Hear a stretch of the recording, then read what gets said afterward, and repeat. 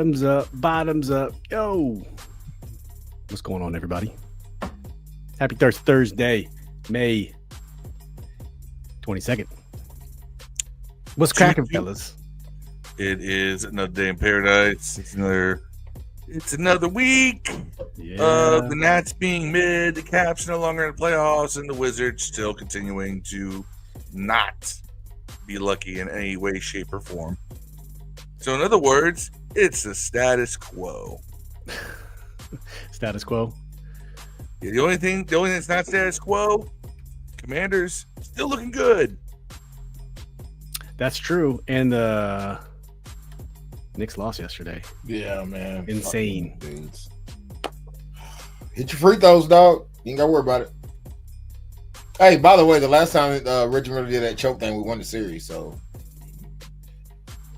y'all want to be, y'all in the 90s. When Spike Lee there? Yeah, when he did that, we won the series and went to the finals. So, we got swept by the Spurs, but we went. So, Yeah.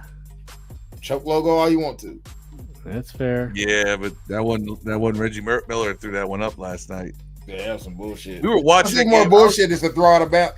Brunson turned it over like 3 times in the last 4 possessions, and in the regulation, man, Towns 92% free throw shooter missed a free throw that put them down. That would have put them down 3 points. Yeah, would have won that game. Would have won. It just at the free throw we win. Now, see, it's funny because we were watching that game with B-Dubs. I'm watching the whole time, like, oh shit, Knicks gonna start this series off. I was like, I was even telling people, I'm like, kind of hope Knicks win because I like to see, this for my boy Dev. I literally said that to people at my table, and all of a sudden it's like, God loves me too much. However, picked up that shot, bounces up, and I was like, oh, and I see it go up, and I'm like, no way that falls in, and it fell right in. God does not want me to have nice things, bro. He loves me way too much. That's why he lets the Redskins get almost there, and he's letting the Knicks get almost there, bro. It's like Louisville will make the Final Four next year. Mark my fucking words, bro. Mark my fucking words. Louisville will make the Final Four next year and not win. They'll be invited to the bowl thing this year too. Watch. Louisville's gonna be good at everything next year, and they're projected to be, by the way. Watch. You think so? Yeah. Watch what I'm telling you, bro. Where's Marcus Edlin to agree? I guess he needs to get in this chat because he's the other Louisville guy. Yeah. Sucks. By the way, X is all messed up. If you're trying to get on there, just a heads up, nothing is working. Right really? Not for me anyways. There's nobody's gotten the alert. It's not everyone, but it is a huge portion of X that's having issues. I'm using no problem. Yeah, I said it's not everybody. It's a lot of people. They have a couple servers down. My last update says like 5 hours, so no, I didn't work. Dude, when I opened today, I didn't have anything in the group chat since 5:30 this morning. I've definitely been in the group chat. Yeah, I tried. I got in for 5 seconds, and I said, "Anyone else having issues?" And then it kicked me back out. I got the last thing in there at 2:45. Yeah, see, about 3:32. Yeah, there's been lots of talk because it pops up and then I can't get to it, so it's all good. It happens, man. All part of social media. Trying to get some more folks in here on the YouTube. No Pornhub. No Pornhubs. Let me no hubs of any kind. Share this out to the community. But yeah, man, that was tough Knicks loss. No problem. That's funny. It's like I said, it's not everyone, but I did Google it. Hey, it's a chat. Down Detector has it. Nobody's in the chat here. Down Detector has reported lots of issues with Twitter. So who knows? We'll see what happens. But Twitter engineering said they're having issues with the servers. So I don't know, man. I just got your Twitter for notification about. Yeah, I'm good on the pod account. I'm good on that one. Yeah, switch it. It's weird how it's like everybody's account is tied to a specific server. It's not like other sites where you when you log in, it funnels you to whatever server is currently operating or has the least amount of people on it. It is an interesting way of doing it. I'm looking through Down Detector to see what's down now. It's hilarious what's popping up. Yeah. So, for instance, Eagles fans are probably throwing a fit right now because Grinder's apparently out. What's Grinder? I should know this. I don't. It's a site for gay people can hang out. It's gay Tinder. Yeah. Man. Oh man, that's good stuff. You gotta know what sites not to go on, Steve. We should tell them to join it. That's what all the people are doing now to get the latest news on sports. Hey, Jim Sleazy had me give a shout out to his cousin Nick. So yeah, you know how it goes. Have you seen that TNT episode where they let Charles Barkley do the teleprompter, let him do the ads for the day, and he was reading it straight verbatim, and they put all kinds of cuss words in it, and he was reading them, and they was over laughing. At the end, it said, "I'm a dumbass," and he read it. If you put anything on the teleprompter, he will read it. Man, Ron Burgundy style. Hey, if you look at it, if we got time, I know it'll probably fuck our account up, but TNT, man, if you guys get a chance, look up Charles Barkley, "I'm a dumbass," and on YouTube, it's hilarious. Because they like all day they say, man, you couldn't do it, and they said, let me do it, I can do it, and he read it off, and he read like I'm a dumbass, like that's funny. On national TV, she was hilarious. National TV, all good. Hey, for those who are watching, we appreciate it. Make sure you hit that like button for us. We're just waiting for our buddy Late Lewis here to pop in here. He'll be in here shortly, and get your questions in. We have finally get a good insider on the show, so now's the time to get your questions in. Down Detective's having a good old time today. I'm also watching it as well, Phil. It is hilarious. It is such a random. A lot of the usuals are on there, but if you look, it is just weird to see what spikes and what doesn't. DMs just don't seem to be working. So, all right, guys. Without any further ado, let's go ahead and welcome our guy, Mr. Lake Lewis. Give you a round of applause here for joining the show. What's happening, good sir? Appreciate you joining us tonight. I appreciate you guys having me on. Yeah, how is life with Mr. Lewis? Busy. It's probably going to get busier, right? Absolutely. This is the down season for you, right? It is. But I always tell people you make your name in the off season, not during the season. So got to stay grinding all the time. It's where the battles are won. Yes, there sir. There you go. Well, thank you so much for joining us here. We do want to start by, real quick, just to understand your journey, how you got to where you got.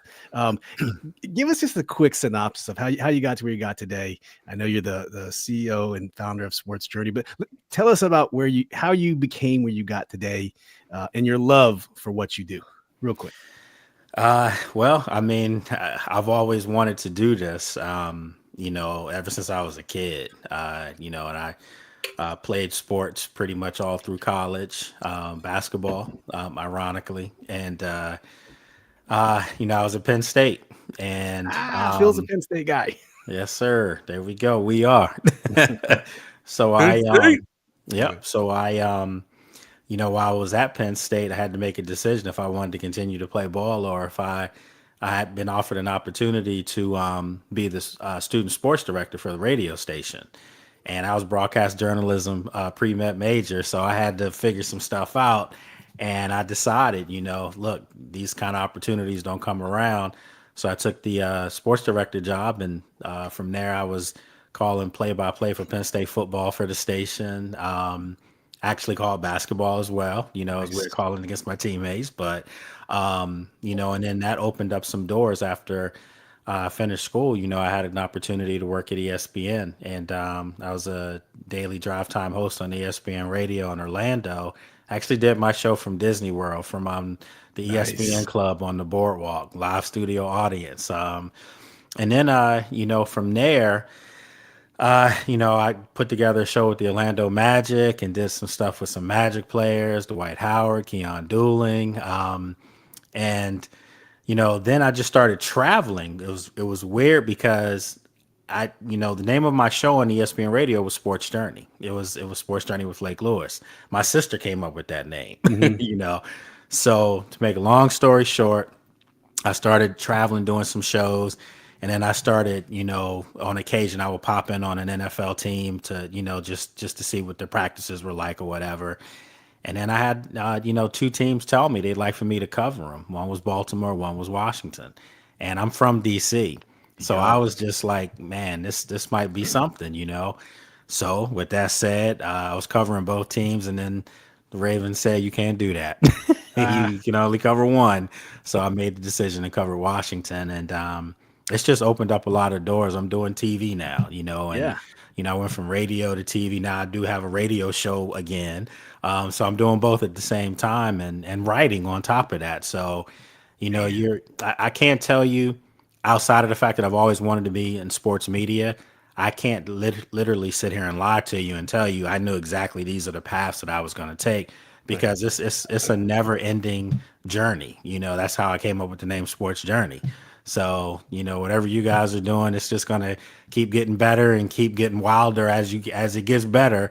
And you just decide which thing's good for you. That's right. And one day we'll see you on Sports Center breaking down the Sunday hype. Might and be sooner than you movie, realize. There we go. There we go. Oh, snap. You sound like you know something. Yeah.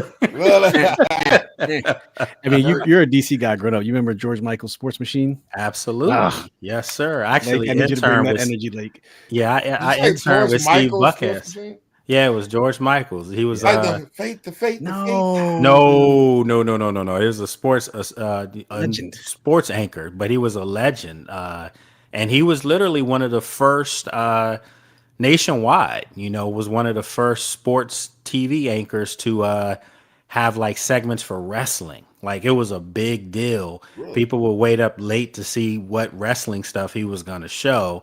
Yeah, you remember, Phil. I mean, that was a big deal. I'm a DC guy myself, and yeah, a lot of people realize that show was syndicated back when syndication was a thing. When it wasn't even a thing. Yeah. There's another George Michaels around the time the same guy was like, "I'm never gonna dance again." No. Yeah. It's not that one. I know you're talking about, but definitely not from Wham. Not from Wham. Dev's from Kentucky, right? So he's not a DC guy. So to him, there's only one George Michael that ever existed. Yeah. It's funny because to me, Relax, don't do it. there's three. But I mean, his name is George Michael. You could make an argument like So- this might sound crazy.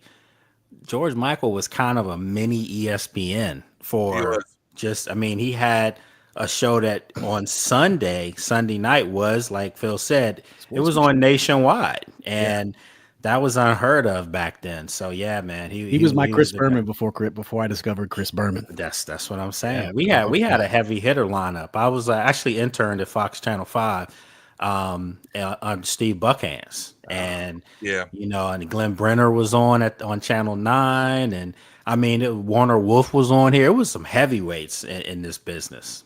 Yeah, that's what's up, man. That's good. So yeah, I appreciate the story because now we have context of we always want to know because we have a lot of people from other opponents and other bring on some other sports anchors from other teams, and we just want to know their journey. And you're right, the word sports journey just kind of. That was it, man. Perfect name, man. Perfect My name. sister's still pressing me for money for that, royalties for that. Finder's fees, royalties. Hey, Deluxe, how you doing? Says Lake Lewis. Marcus. Poor Lake, though. Poor Lake. He was at Penn State right before Calvin Booth showed up, and they started actually making tournament appearances. Oh no! I was there when we went to the tournament and beat UCLA. In the first round. Were you there? Yes, sir. Yeah, I'm a lot older than y'all. So, no. It went down after I left. There you go. Root cause.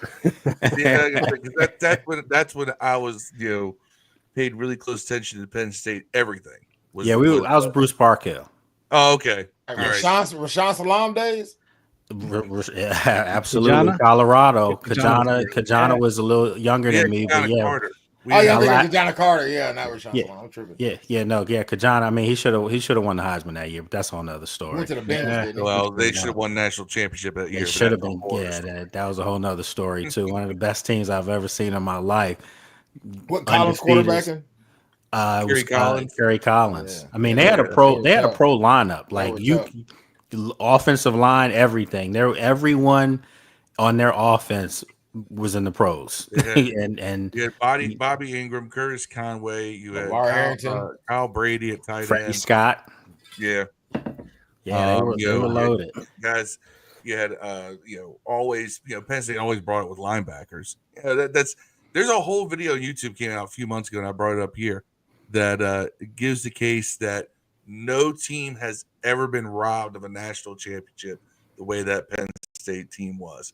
So, Yeah, there but was a you know lot of what? politics. I always said that politics with national championship was just a lifetime achievement award for Tom Osborne by the writers because they didn't want to give Joe Pa another one. I'm gonna go one deeper, and these are things that I've heard consistently. Penn State had 5 undefeated teams in Joe Paterno's history that didn't get national titles. They gave it to a Southern school, and I'm gonna say this. You know, you can look this stuff up. Wasn't Kentucky. Joe Pa was one of the first coaches, if not the first, to integrate. And sometimes those things still were held over his head. So when obviously the scandal and all that stuff broke, I don't know any Penn State athlete that believes any of that stuff. I was around the guy. No, absolutely not. Not to stray off the subject here, but I'll just say this: Jay Paterno told us when his parents will go out of town for events or speaking engagements or whatever, they dropped him and his sister off at the Sandusky's. So I don't think you'd be dropping your kid off at a known pedophile, right? Common sense, man. Come on now. I always said that was something he didn't know anything about because it didn't make any sense. It definitely makes sense about the integration thing. I know about Glory Road. I'm a Louisville guy against Kentucky. I know the SEC wasn't playing that. They weren't playing that stuff, man. They was throwing bananas on the court, bro, like real life stuff.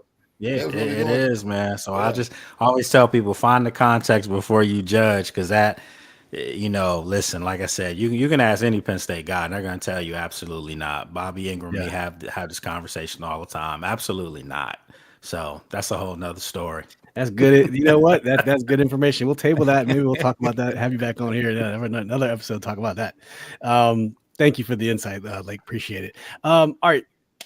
2024. Let's give us your honest assessment going into the season. We finally we thought we had our franchise quarterback at number 2 with Jayden Daniels. A lot of hype in the offseason of 2024 coming in. Is it going to be Caleb? Is it going to be Drake? Is it going to be Jayden? We got Jayden. Started out on fire and it ended how it ended. Give us your expectations, honest expectations prior to the season, and then your thoughts on how it ended and where it ended. So I was the guy that predicted they were going to win 11 games last year. Good and for you, it's out there. It's you can look it up. It's out there. I think I was on Rio Robinson's show, and he asked me. He said, "You're out there every day. What do you see?" And I just said, "Listen, I know what I saw in that first rookie mini camp. I know I saw something my eyes had never seen before, and that was an elite franchise type of talent throwing the football around." So I said, let's see how he performs when the veterans get to town. And before we could even get a question out, Bobby Wagner and at the time John Allen were like, "This guy's in before us. He's in the film room before us, in the weight room before us." And I'm like, yeah, that's different too, because I definitely wasn't seeing that with some of the previous quarterbacks. Yeah. So I just knew what I saw throughout training camp and then the preseason.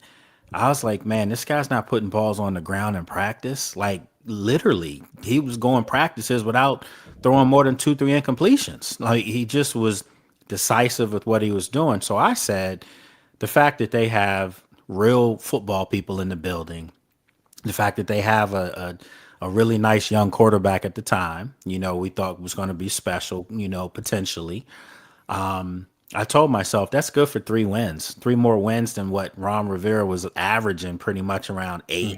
So I'm like, that's good for 3 more wins right there with coaching and better quarterback play. And then I said, and if they can get a break or two, a lucky bounce here or there, they might sneak another win out. That's 4 more from what Ron was normally getting, 7 or 8. So that's why I came up with 11. They won 12. So, I think they met all expectations, and the way it ended the way it was supposed to. The Eagles were a better football team. You can't take that away from them. But I think for Washington, it was a good measuring stick for them. It was a good chance for them to see, we got to the NFC Championship with perhaps the worst roster Adam Peters and Dan Quinn will ever have to deal with, the worst roster that Jayden will ever have to deal with. And then going forward, he's going to be a year better. They're going to have more talent around him. Him and Terry, you can see how they developed throughout the season. So now another full season together should be even better. So again, I think that this team, I did on my radio show, I broke down every game the other day on my show. In an hour's time, I literally was trying to figure out what game would they not be favored in this upcoming season. And it wasn't too many. And I kept saying, here I am, I'm at 6-0 going into Kansas City. I'm like, but they can beat them though. I think, I'm not. I think Kansas City is not going to be as good. It's just that I think we're battling the mystique of Kansas City. You know what I'm saying? Exactly. We're battling Ghost. Yeah. So I kept counting and counting and counting, and I'm like, these guys are 15-2 on what I'm looking at here. And I'm like, that's impossible. So I was like, okay, maybe I'll just go back a game because somebody could get a lucky bounce against them 14-3. Well, the reason why I'm sticking with that 15-2 or 14-3 is because I truly believe in my heart that the Eagles, it's like in the NFC East, the history says that there's going to be a different division winner this year. Every year. 22 years. Yeah. So I would naturally think it's Washington, and I don't think Dallas is going to be bad. Don't bury that team yet. Right. So with that said, though, I think in order to win that division, because it's going to be something, you're probably going to have to win 14, 15 games to win the division. Right. And that last game of the season against the Eagles probably will be for the number 1 seed, and the division title. So you think 15-2 going into 2025? I'm gonna say 14-3. I'm gonna say 14. Lake Lewis Jr. just said undefeated. Okay, so it's funny because we actually did ours, and it literally came out. We went and we call it our way too early predictions. Yeah. Steve came out at 11-6. Yep. I said 12-5, and Dev said 13-4. So we all have, it's right around there. But we're never this favorite ever. You can't when you go game by game, you're like, we could win every one of these games. Yeah, it was hard. That's what was tough. Yeah, and that's what was tough for me. I was like, am I really? But I know what I felt like with each one of these teams. And I was, trying my best to give the other teams love, breaking each team down. I mean, I think the Chargers game in LA is going to be a tough football game. I think the Falcons game in Atlanta is going to be a tough football game. They've got a lot of tough games. The Bears game at home is going to be tough. Denver at home is going to be tough. But I keep going back to last year with the roster that they had, that I gave an overall talent grade of a 76. That's 1 through 53, 76. The Eagles was a 96, 1 through 53. Washington was in the NFC Championship game. And I know for a fact this roster is much better than last year's roster. So if they won 12 last year, I know they had the second easiest schedule last year. This year they have the 8th hardest schedule. But so what, man? It's the NFL. I don't really go by strength of schedule stuff because you got to show up on Sundays or you're going to lose. It only matters at one point in time. Absolutely. These aren't 7-game series like the NBA where you can afford to lose a game and then figure it out later. Just ask Knicks fans that. Now they choked up last night. This guy. Sorry. They choked up. They choked. Bro. That was bad. Bro. I literally was getting ready to turn the television off with like 4 minutes. They were up 14. One of my best friends was sitting there on the couch next to me watching it, and it was at the point where like they were fouling us. I said, dude, Karl Towns is 92% free throw shooter in the playoffs. I bet he missed the second one. And they go up and I was like, they're gonna go up and win the game, dog. I said, there's no way this guy hit 5 threes in 4 minutes, man. That ain't hit nothing the whole game. I said they get ready to win the game if you don't hit this free throw. And he missed the free throw. And then he hit that shot, bounced out and went back in. I said, if it goes overtime, it's over, dog. It's over. That's a tough loss, man. That's a loss that it might be tough to recover from. That's a tough one. I know it's one game, but still. Knicks in 6. Like, let me ask you this though. You gave the Commanders a grade of 76 last year. Mm-hmm. How much of that season that we had, 12 wins, was the sheer will of Jayden getting us to victory versus the coaching and the scheming and the situational play calling? I think it's a blend of both, but to overcome a talent grade of 76 is not easy. It's not, especially when you really have I'll just say at the time, 3 viable weapons on offense. Terry, Zach Ertz, and then if you want to say, I think the best back for them last year was Austin Eckler. But he kept getting injured with the head injuries. Yep. But realistically, it was Terry. And so I agree with you that Jayden did wear that cape a lot last year. He really did. He put the Superman cape on and probably far too many games, but Right. that's what he does. He's an elite talent. So you can get away with that. But I don't want to take anything away from the coaches, because I think Right. the one thing that they did, more importantly than scheming, they created a culture in the locker room. And it was everyone was in with each other. I've said this story so many times that this will be my 16th season and my 20th covering the league. I've never been in the locker room but one time where the quarterback hung out in the locker room. And that was Alex Smith, ironically, when he came to Washington. He hung out in the locker room with the fellas. And you saw how that team was responding to Alex before he got hurt. Yeah. He showed leadership. Well, Jayden Daniels was in that locker room every day last year. Just, joking with, linemen, joking with corners, walking across the room, talking to people that you probably wouldn't even think a quarterback would talk to, who probably wouldn't even know those guys were on the roster. Well, he did. And him and Bobby Wagner joke all the time in there. It's almost comedy hour when you walk in the locker room. But as soon as they hit the field, it's like they're different people. So, exactly. So I think what it is the coaching staff literally they created something close, and it was very strategic how they had people sit in the locker room. It wasn't just positions. That's how it was in the past with a lot of people. Well, Jayden's in between an offensive lineman and a defensive lineman. It's just nice. That's how they mixed it up so that everybody had a chance to get to know each other and do stuff. And it showed on the field, because like we said, that talent grade wasn't the best. Right. But the way they played, you just didn't see a lot of mental mistakes. Unfortunately, we saw it in the NFC Championship game, and it finally caught up to them, where you need more talent in order to beat what they were playing. So, yeah. Yep. A couple comments. Deluxe says Eagles historically follow a good season with a slide under Howie. Could continue. What's up, Mr. Titan? Mr. Titan's one of our friends who covers the Tennessee Titans. Great content creator. What's up, Alex? How you doing? South has a question. Will Bill take over for B-Rob in your opinion? Yes. Yes, he will. And I'm just talking about Jacory. Jacory Krosky Merritt. Yeah. No, I know that. Weird origin story, but you think he will? I do. I think it's a matter of time. And people might think I'm throwing hate at B-Rob. I like Brian quite a bit. I have a job and I have to tell the truth in my mind. I don't think he's a featured running back. I think he would be a great 1-2 punch running back. And I think that's ultimately what they're going to do with these guys to start. But I think Jacory has some home run ability on him that will open up this offense even more. Because obviously with Debo now, you can't gang up on Terry. And then the kid Lane, you're going to be surprised by him. He's actually bigger than I thought he was. He's Debo Jr. He's a versatile Swiss Army knife receiver that you can put in motion and do things with, reverses with. So they're going to have so many different options for Jayden to decide what he wants to do.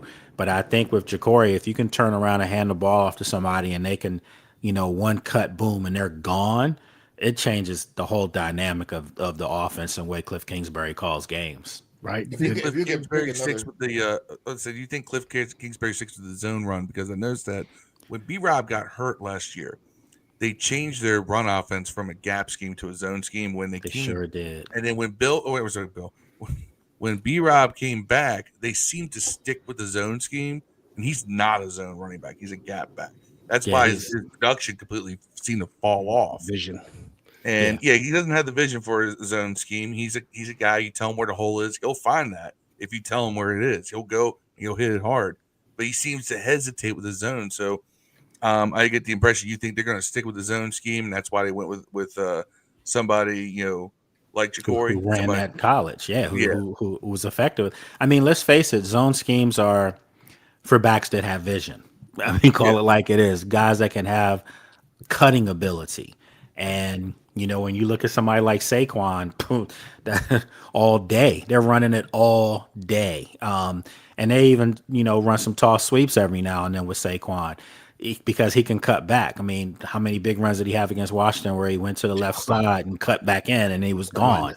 So that's what I'm saying. Like Washington, they know what they need, and they knew, they had this guy on their crosshairs for a while. A lot of people didn't know about him.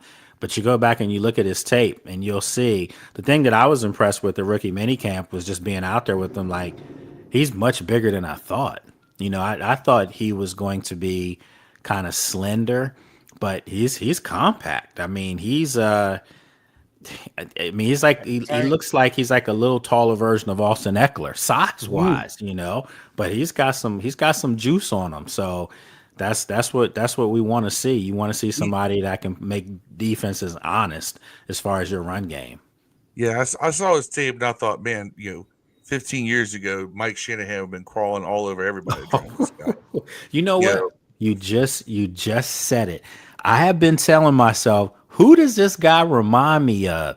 You know who he reminds me of? He reminds me of Terrell Clinton. Davis? He reminds me of Clinton. That's who. I hope he can block like Clinton. No. Well, I mean the Denver version of Clinton. Yeah. Good one, yeah. Yeah, the Denver version, not the Joe Gibbs. I'm gonna put some weight on you and you're running between the tackles. Yeah. I mean, the Clinton that you remember in first year in Denver was out running people. When he first got to Washington, his first play against Tampa, I think he took 180 yards. So yeah. Mm-hmm. Yep. People agree with you with Bill. McLaurin, Bill's a beast, home run threat. Cody checking in. What's up, Cody? Pumped to see Lake on the show. Juan, NSC Beast. Juan's a big B-Rob fan. So Juan, watch out. It's coming.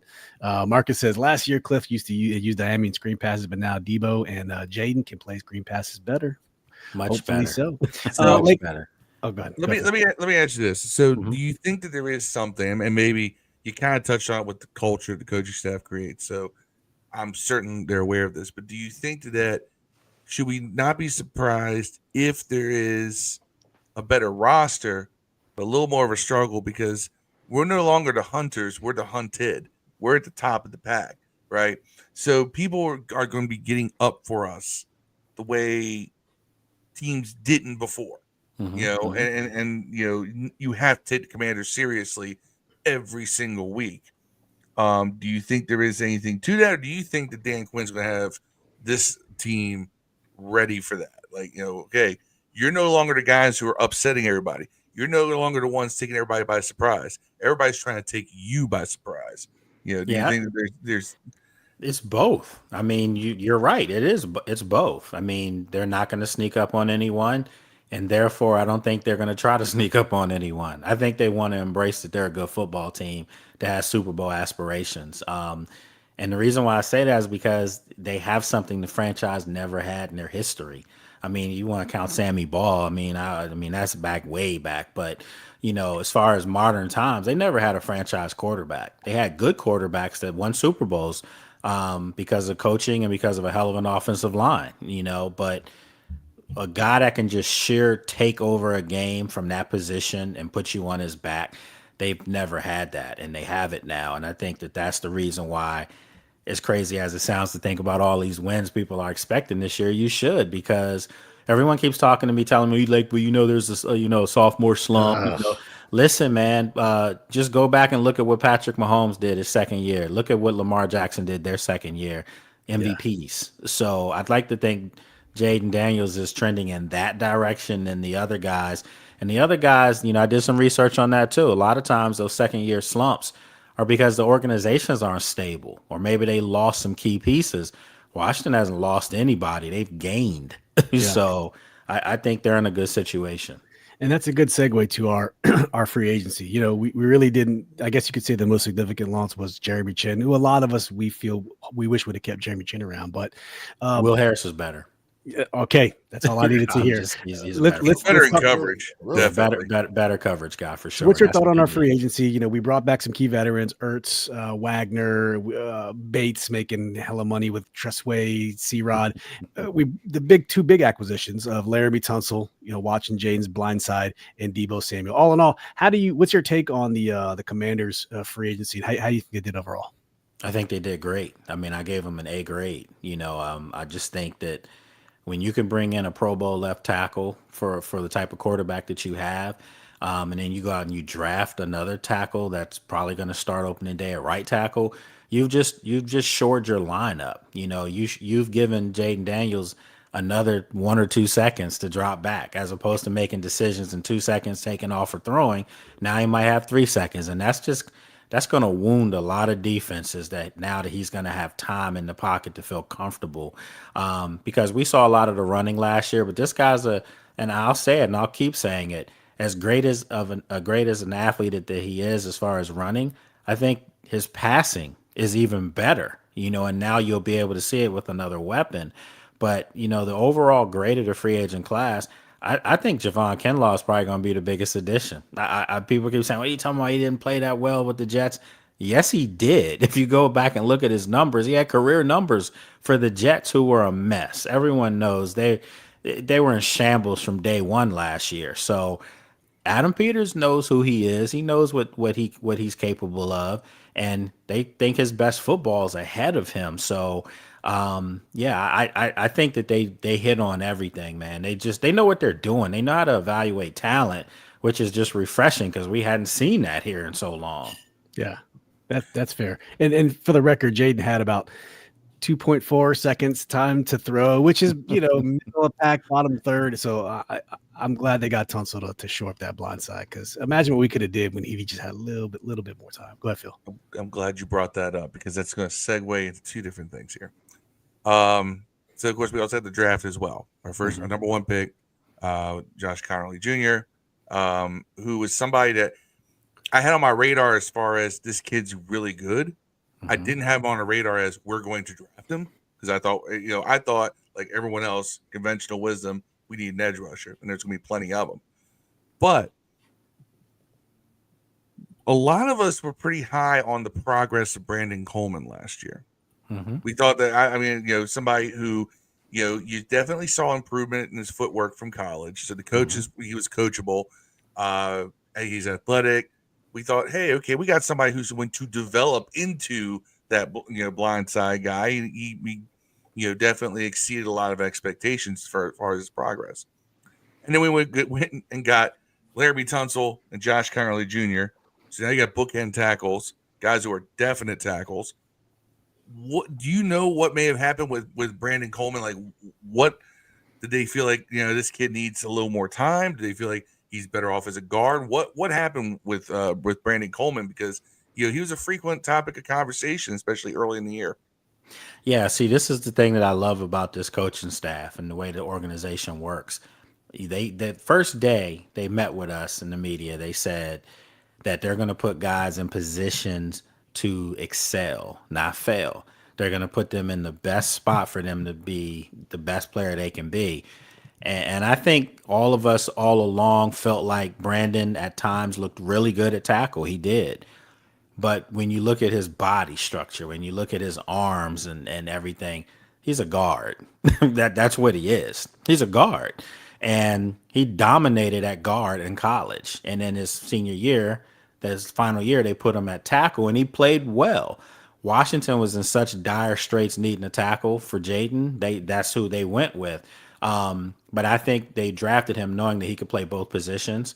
So I felt like for them, they feel like they've got, a Pro Bowl left tackle. They feel like they've got a young guy that can be a Pro Bowl at right tackle and Connerly. And they also don't feel like they forgot about Brandon. They feel like they have a Pro Bowl guard in the making in Brandon. Right.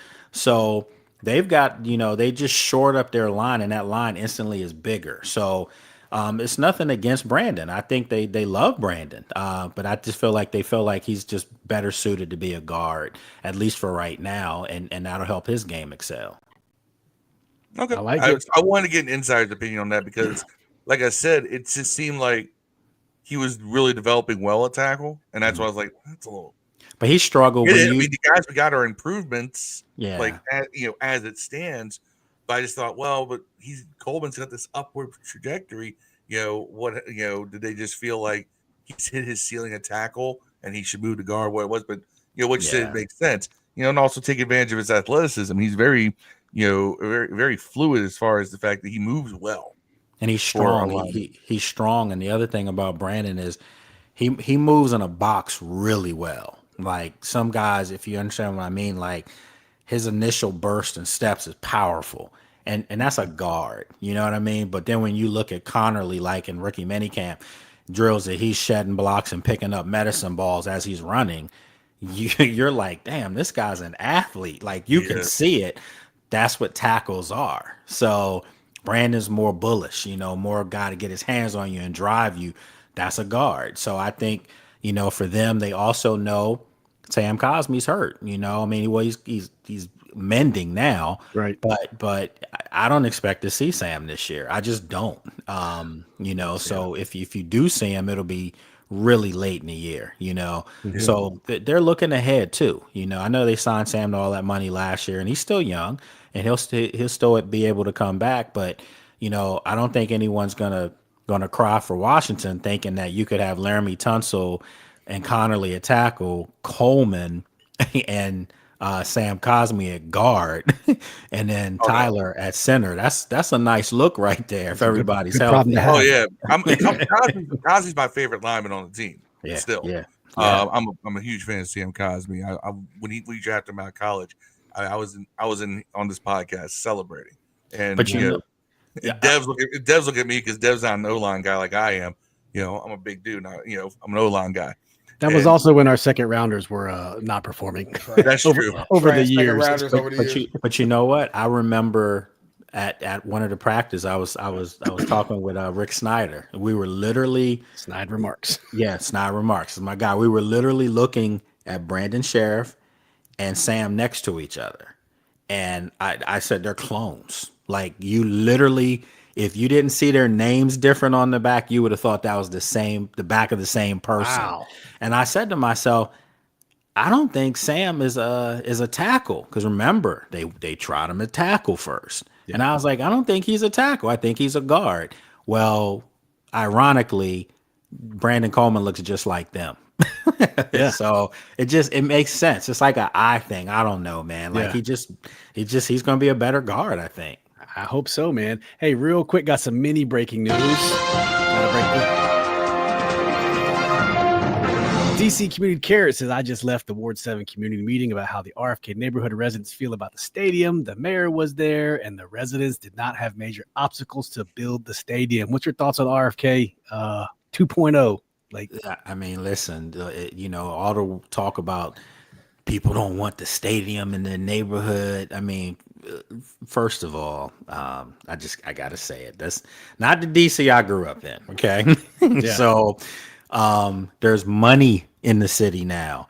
And if you don't think the people that are in that ward don't know that their property value is about to go through the ceiling because of this stadium coming and all these other ventures that'll be there, you'd be silly to not want that there.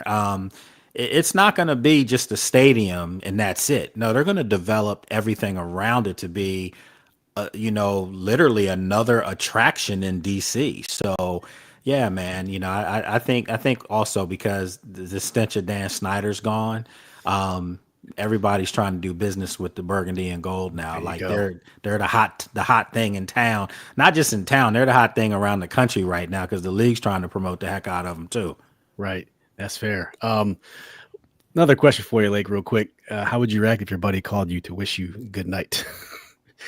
Little inside joke with so Mike's it's the whole Mike Sammer still making phone calls to the team. It's all over social media now. I guess a little joke, but you mean like that's all they would say? Like, just want to say good night, blah blah blah. Like, my son-in-law hit me with that last night, and I found out what it was this morning. And I was like, he called me like Mikey Sammer still is going viral, man. He called Jayden. And Jayden's like, "What are you doing? You just going to say goodnight?" Yeah, what I did. Like, hey, I just want to tell you goodnight. I'm like, all right, bro. See. First of all, that couldn't work for me because some of my closest friends, like two of them, live in California, and one of them's in New York. So yeah, that would be a little weird, man. I'd be like, did you mean to call me and tell me that? Yeah. Oh man. All right, Lake. I don't know why, but that's just. That makes Mikey such an endearing dude. It's just like That's Mikey though. I That mean, you is saw Mikey. Mikey sat right in front of me after a game with his shirt off, came in the media room, and literally, I'm sure you guys saw it. You know, he asked a question to Terry, but he literally sat right down in front of me with his uniform on, but without a shirt, and like, what the hell? And he just came in there, asked Terry a question like if he was media, and that's Mikey though for sure. Okay. Well, DC Community Carrots looking forward to being on your Fan Friday for the 4th time tomorrow. He's talking about a parking lot on Ohio Avenue was the primary residential concern. I'm surprised people weren't concerned about the Benning Road corridor, the 295 traffic area. It's already crazy right now with no stadium. Rough, so man. I don't know what they're going to do I just drove 295 Friday. Yeah. I'm gonna flatten it's a houses and make nightmare. parking lots. It's a nightmare, man. They definitely have to. They're definitely going to have to come up with eight ways to get in and get out. Yeah. I mean, I love the fact it's a metro stop right there. Literally, and You I think see, that was a big deal. I'm old enough. Old enough. I went to games at RFK. Yeah, I went to games at RFK. I used to be on the field because my godparents used to work there. Oh, nice. And I used to be on the field. I actually remember I was at Joe Gibbs' first win ever. I'll never forget that. Yeah, you know, and against the Cardinals, if I'm not mistaken. Was it in black and white? When you, No. I mean, you know, sometimes I ask myself, did I see this in color back then? Like, I'm probably older than you though, or as old. Nah, I doubt that. I'm 47. Bro, I'm 54, man. He's ages very well. Look at that. I appreciate that. hey, like I do want to show you something very quickly before we let you go. So back in 2011, I was at the Wizards game and I was up on the Jumbotron. That's yes, exactly. So please tell Miss Janine that, you know, this is my first time here. It was a pleasure. I got to get on the Jumbotron at the game, and of course we lost, but you know, it was a good memory. I thought I'd share that with you. You know, I thought that was pretty. Steve, I ain't gonna lie, bro. You've never looked more Asian in your life. Hey, man, hey, I can't control it, dude. It was a bad camera angle. At least I got it though. Captured it. Hey, Lake, tell everyone where we can find you on the socials, out in the ether, your show, your website. Where can everyone find you out there? Sure. You can check me out on social media at Lake Lewis Jr. You can follow my show, which is the Lake Lewis Jr. Show. You can subscribe to it on all the major podcast carriers. You can watch it on YouTube. You can listen to it on WOL 95.9 FM and 1450 AM in DC. And that's on Tuesdays for the radio version. But everything else is, you know, got a show tomorrow, Friday Fan Day coming up. So, yeah, if you want to come on that show, all you have to do is email us, and you can email the Lake Lewis Jr. Show at gmail.com, and somebody get back to you and get you the link on that. And then also insider for CBS 6 here in Richmond, for the ESPN here in Richmond, WJLA up in DC, and it's a couple big ones coming. So I was going to say really it's probably going to change next week, so we'll be watching. It's going to change a lot, man. I want to ask you though, before you Yes, left, how do you feel about paying Terry $34 million a year up to? I think you have to. I mean, you have to. I It's know all the talk today. It's all the talk. It's a lot of money. It is, but that man's been productive. He's earned it. It's not like he's going backwards. He had, to me, his best year was last year. From the impact. You know, so yeah, you got to do it. They're in the win mode now, and you know you got to pay to play, and it's time to pay him up. That's exactly how I feel about it. I know guys are looking at his numbers, and I'm like, that's not a $30 million a year receiver, but I'm like, man, what Terry does is you can't quantify with statistics. And at this point in time, like you said, we're going for it. You gotta put all your money in. I almost felt that way the last contract. I was like, he'll be the worst $23 million receiver in the league. And if you just look at numbers, you might say it. Intangibles. And then last year happened, and now I'm like, because he finally has a quarterback that can make all the throws to take pressure off him. But more importantly, Terry is a guy that if you are a coach, you can use him as, this is what I want from my player. This is the effort, the hard-nosed attitude, the great teammate, accessible to the media. Terry's everything you want in a football player and a person. And, you know, so to me, I still say, I know Jayden is the guy because he's the quarterback, but I still say Terry's the face of Washington right now. I truly believe he's that leader for this team. Yeah, he's the comparable standard, just like you said, that a coach can say, "Look at that guy, look at that guy." Marcus, Marcus is the founder of SportsView 2 on Facebook. Said, "Thank you for always posting in his sports group." Appreciate that. Marcus shares everyone's content from the Commander Circle. So, Hardest Sports Fan on that, Facebook. yeah, hardest recommend. But I also want to know, did you go by LL Cool J? Nah, you know they so my friends call me Double L. Double L, okay. That's what they've called me, but nah, no LL Cool J. Nice. Just already the Lake's YouTube channel is already down in the description, as well as the link to sportsjourney.com. Make sure you go check it out. Make sure you sub up to Lake. We want to thank everyone for tuning in. Lake, thank you so much for your time, brother. And I know you're a busy man, but taking the time to kick it with us and talk some ball, we really appreciate it. And hopefully we can have you on here before the season starts and recap where we are in the future. Oh man, anytime. I had a good time, and I appreciate you guys reaching out. So yeah, let's make it happen again. All right. Can you stick around for like 30 seconds after the show, and we'll talk very quickly. All right, guys. We'll see you Monday. Peace and hail. We out.